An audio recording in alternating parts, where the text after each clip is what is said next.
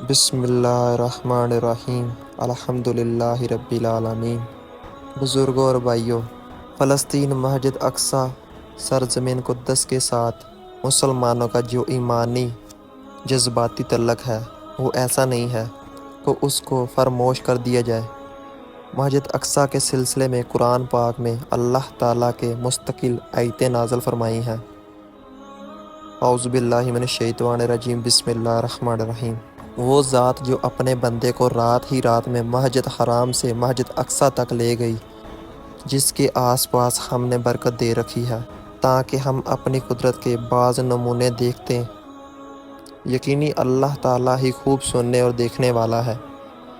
اس آیت میں مسجد اقصی کا ذکر ہے۔ مسجد اقصی کے ماحول اور ارد گرد کی زمین کے مبارک ہونے کا تذکرہ ہے۔ آیت کا اصل مقصد تو نبی کریم صلی اللہ علیہ وسلم کے سفر معراج کو بیان فرمانا ہے، لیکن اس کے ضمن میں اگلی آیت کے اندر یہودیوں اور بنی اسرائیل کے عروج زوال کے داستانیں بھی بیان کی گئی ہیں۔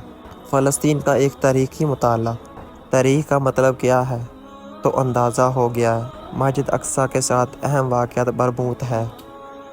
یہ نبی کریم صلی اللہ علیہ وسلم کے سفر معراج کی پہلی منزل ہے۔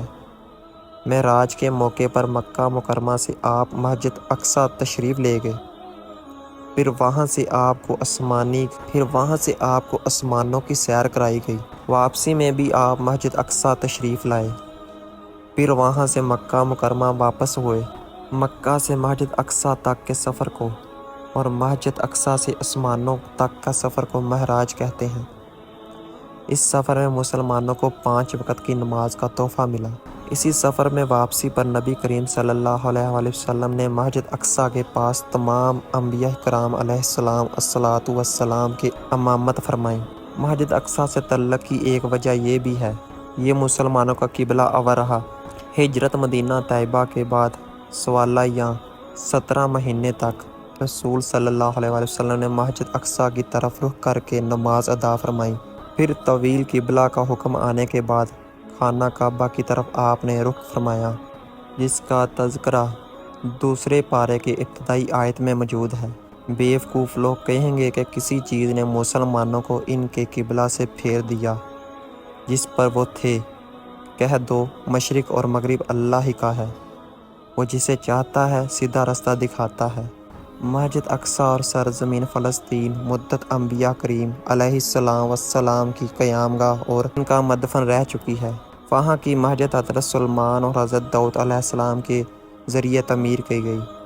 پہلی تعمیر تو فرشتوں کے ذریعے ہوئی، جبکہ دوسری تعمیر حضرت سلیمان اور حضرت داؤد علیہ السلام کے ذریعے ہوئی۔ اس لیے مسلمانوں کا جو تعلق سرزمین فلسطین سے ہے، وہاں کے باشندوں سے اور مسجد اقصی سے ہے، وہ انتہائی جذباتی قسم کا گہرا قلبی تعلق ہے۔ یورپ کی سازش کی بنا پر عین قلب عرب کے اندر جو اسرائیل کی شکل میں خنجیر کھوپا گیا ہے، اس کی ٹھیس اس وقت سے لے کر آج تک پورا عالم اسلام محسوس کر رہا ہے۔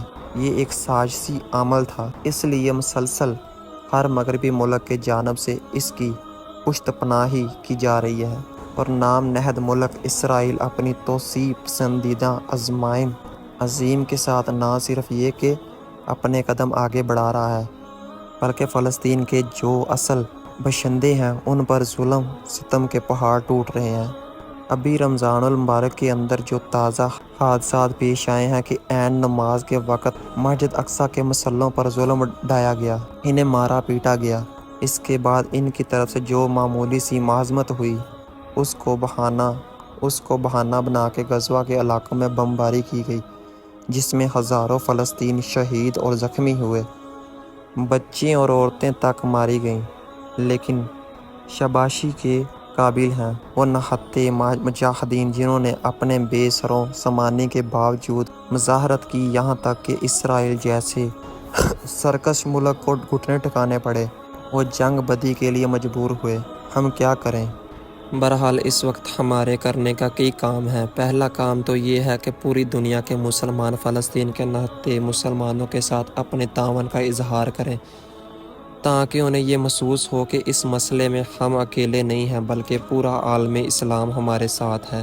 آج کی دنیا رائے عامہ کی بنیاد پر فیصلہ کرنے کے عادی ہے، اس لیے تمام دنیا کے مسلمان اور خاص طور سے بر صغیر اور خصوصاً ہندوستان کے مسلمان فلسطین اور اہل فلسطین کی حمایت میں اپنی آواز کو بلند کرے اور عالمی ضمیر کو جھنجھوڑنے کی کوشش کرے، اور مغربی ملک وہ UNO، وہ سلامتی کونسل جو اپنے من مانے مقصد کے لیے خود ساختہ مسائل کے لیے امن و شانتی کا ڈنڈورا پیٹتے ہیں، یہاں جاتے ہیں وہاں کے لوگوں پر اپنے فیصلے مسلط کر دیتے ہیں۔ ان کی نگاہوں کے سامنے فلسطینی مسلمانوں اور وہاں کے باشندوں پر ظلم ہو رہا ہے، لیکن ان کے کانوں پر جوں تک نہیں رینگتی۔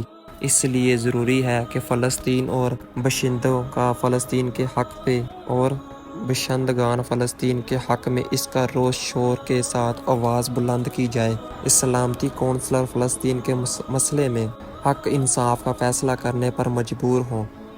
فلسطینیوں کو ان کا حق دلایا جائے، ان کی جو زمینیں چھینی گئی ہیں وہ انہیں واپس دلائی جائیں۔ اسرائیل اور اس کے آقاؤں کی طرف سے جو اقدامات ہو رہے ہیں ان کو بندش قائم کی جائے۔ اس کے ساتھ ساتھ ہم سب مل کر بارگاہ الہی میں دعا بھی کریں، اللہ تعالیٰ قدس کے بندشوں کی حفاظت فرمائے، انہیں ان کا چھینا ہوا وقار واپس دلائے، مسجد اقصیٰ کو یہودیوں کے نگے سے نکالنے کے اسباب پیدا فرمائے، آمین۔